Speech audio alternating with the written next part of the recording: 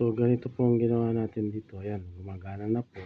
Bago natin, pinakita ko muna sa inyo yung finished product bago natin gawin yung, ito po yung nasira. Ayan, kaya binuksan ko yan.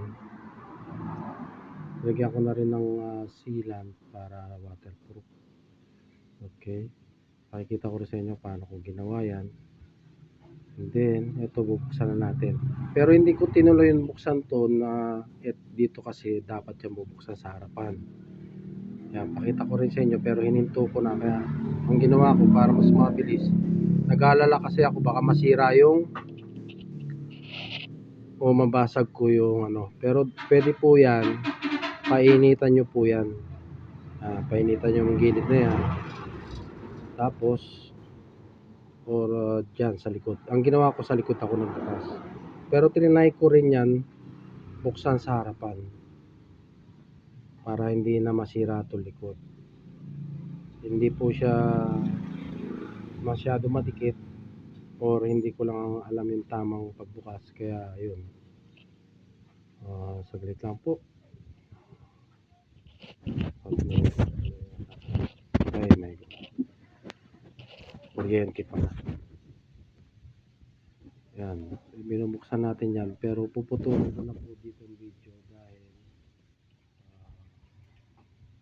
sige, tuloy-tuloy na lang natin. Ikano boss? Kuryente na 1.4? 1.4 ang ano na.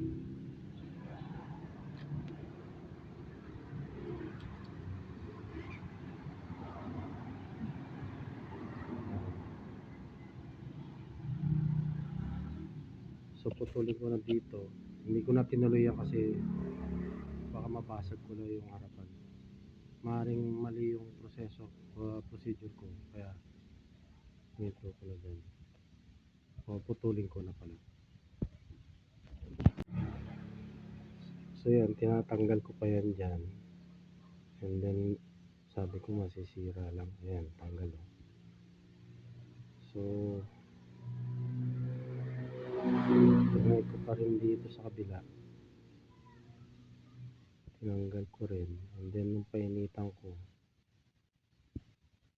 medyo alanganin kasi baka mabasag natin yung salamin.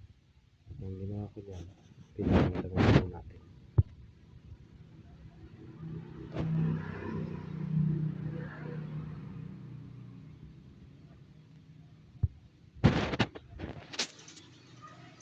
Yan, nakita na natin yung sira. Nakita na natin, ayun, yung naputol na pula.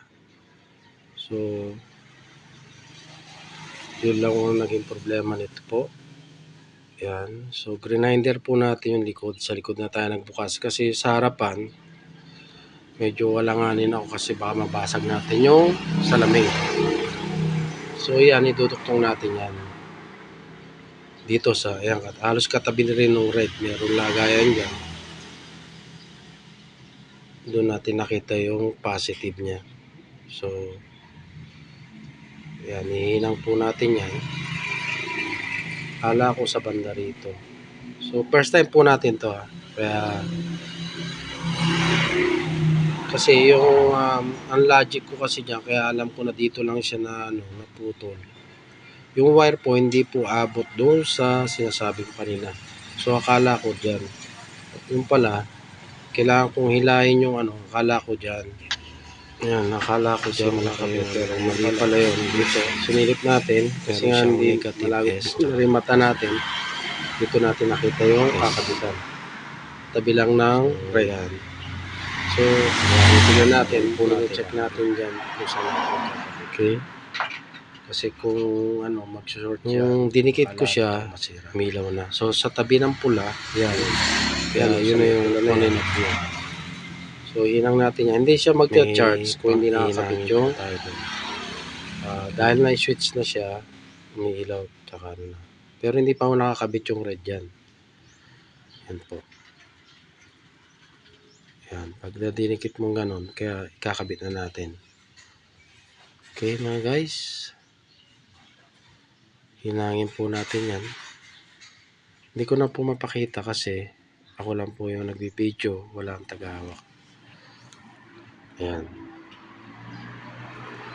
Didikit mo lang, then pwede na siya ng on and off. Pero hindi po siya nagcha-charge. Parang pinaka-switch niya lang po siya.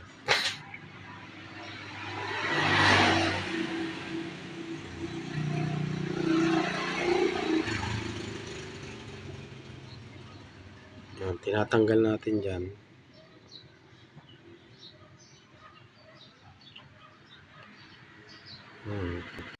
So dito, naikabit na natin, nahinang na natin yung positive niya. So, yun, ngayon didikitan natin siya. Okay. Iniisip ko, lagyan ko ng lambo, pero mainit na yung sinubukan ko lang, lumikit naman siya. Kaya yan, pinainitan lang natin para bumalik.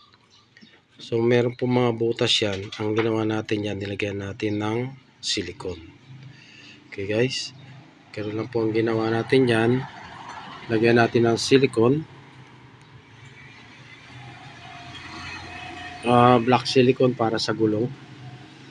Kasi yun lang available natin, kulay black din.